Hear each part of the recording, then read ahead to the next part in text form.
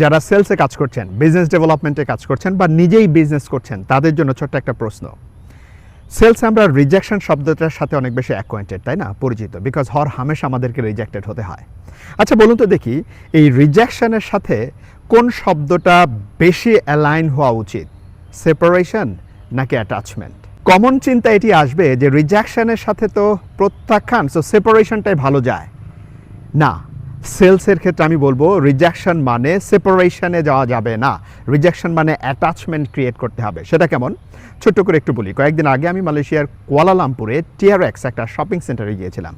ঢুকতেই দেখি একটা বিশাল দোকান, ছোট, বাইরে কার্টে একটা ইরানি মেয়ে বিভিন্ন ধরনের সুইট সেল করছে। তো আমি দোকানে যাওয়ার সাথে সাথেই সে আমাকে একটা মিষ্টি অফার করলো। আমি মিষ্টিটা খেলাম, খুবই ভালো ছিল। হাত মোছার জন্য একটা টিস্যুও সে দিল। তো বেশি হাই প্রাইস আমারও প্রয়োজন নেই মিষ্টির এত বড় একটা বক্স কেনা, যার কারণে আমি কিনলাম না। আমি বললাম আমি তো কিনবো না। তখন সে বলল যে no problem, you are my guest. যেই ফিলিংসটা আমাকে দিল, যেই আপ্যায়নটা আমাকে করলো, সেটা দিয়ে কিন্তু সেপারেশন হয়নি, অ্যাটাচমেন্ট হয়েছে।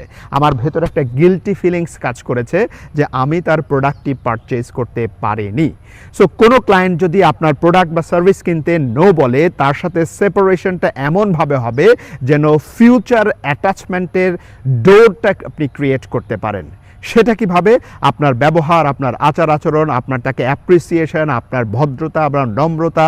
সো সেপারেশনটাকে অ্যাটাচমেন্টের রূপ নিয়ে তার ভেতরে গিল্টি ফিলিংস ক্রিয়েট করে ইমোশনালি কানেক্টেড হয়ে তার থেকে বিদায় নেবেন ওই পারচেসটা, যেন পরবর্তীতে তার গিল্টি ফিলিংস থেকে হলেও আপনাকে সে সিলেক্ট করে বা আপনার প্রোডাক্ট বা সার্ভিসটা সে পারচেস করতে বাধ্য হয়।